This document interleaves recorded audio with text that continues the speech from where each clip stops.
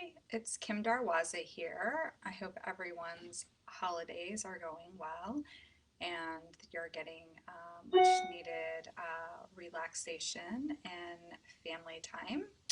So, I wanted to give my final market update of the year, and I'm actually seeing some price reductions and some expired listings. So, it goes back to what I've been saying for the past few months, that you really shouldn't overprice your house, and buyers still want a property that's more turnkey. And the strategy of pricing your house maybe slightly above the last sale is the way to go. When you get too aggressive with your pricing, um, they're not selling. So there's this quote that I love that's from one of these economists that I follow, and it's, if your house isn't selling, then the price isn't compelling. And I think that is so true. So, an expired, so a price reduction, I'm seeing those expireds. That basically, I guess I should tell you what that means. So, usually you take a listing for 3 or 4 months, maybe if it's $1 million, then you might take it for 6 months to a year or longer. If it's like $3 or $4 million, it just depends on where it's located and how difficult it is to sell. So that means that the houses, if it's expired, it's sitting on the market for um, 90 days and no one's buying it, and so it's expiring. So, and some people are I see the comments, they're relisting in the spring. Well, really, we're still having a spring market. I mean, there's still bidding wars on certain properties.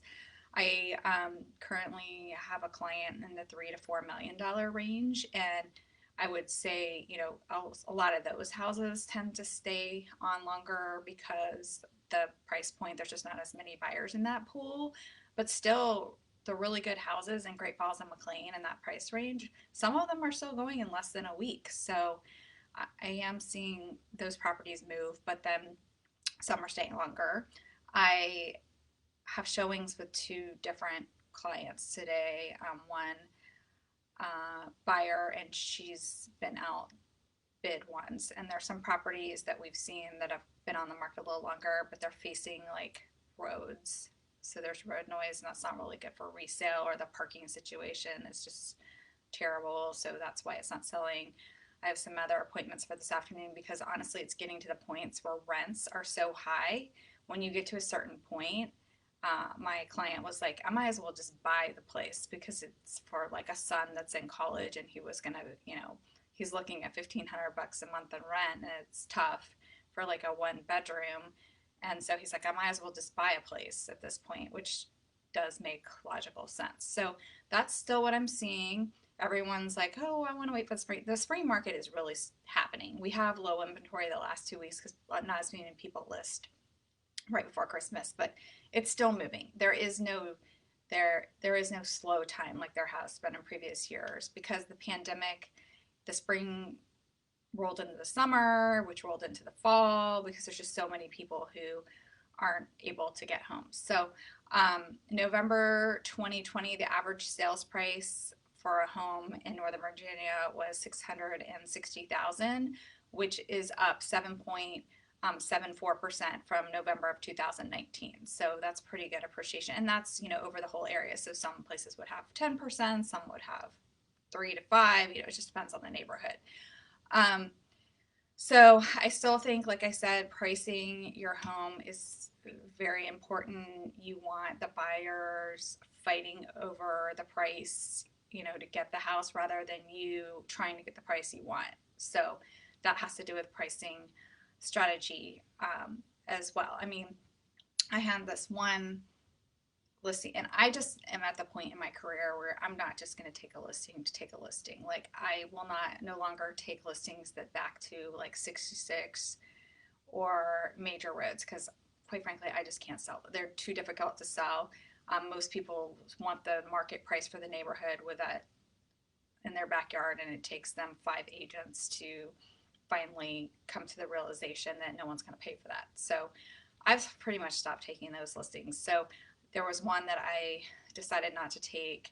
I had sold another home in the neighborhood for 600,000, and the people decided, because there's new construction, that's selling for 700,000 that didn't really have a yard. It's like more of those like urban townhouse kind of feel with the alleyway garage and then like the rooftop decks.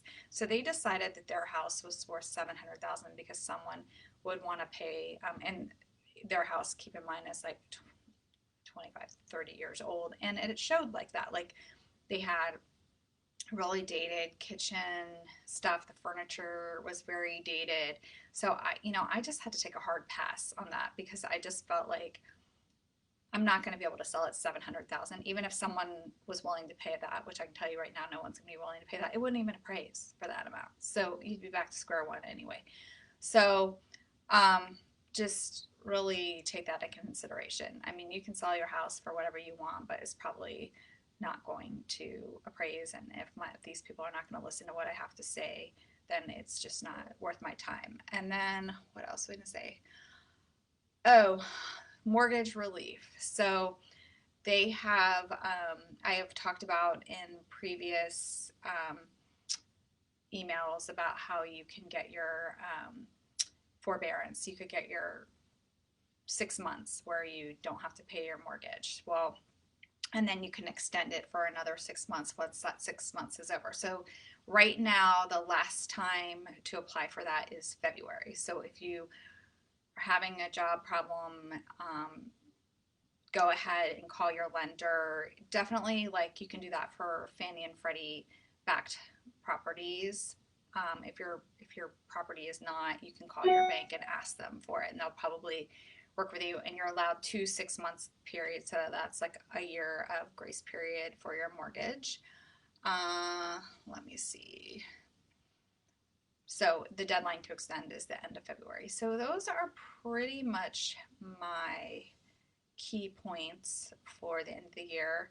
If you are thinking of selling your house in 2021, it's a good idea. Maybe you want to downsize. You're at the top. You can cash out, and we can put you in a smaller place, and then take the rest of your funds and put it into an investment property so you have investment income coming in. I think that's a great idea for people who their children have moved out of their house or they just want to downsize in general.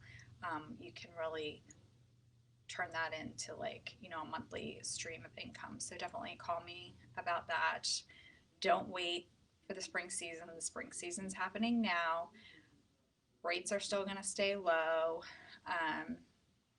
So also, oh, one other thing I forgot I wanted to say, if the house isn't selling, you need to like COVID wow your house. So you need to stage it with nicer furniture. If you don't have it, you need to set up a room as a home office if you don't have that. And like if you have a lot where you could have a pool, you might want to show how that would be done, because this whole staying at home thing, it doesn't appear to be going away anytime soon. So that was my final point. Sorry, I've sort of been rambling and all over the place, but thanks for watching. Obviously, call, text, email, PM me if you have any questions about anything. You're not bothering me. It's my job, and I hope everyone has a healthy, wealthy, and successful 2021. I'll see you after the new year.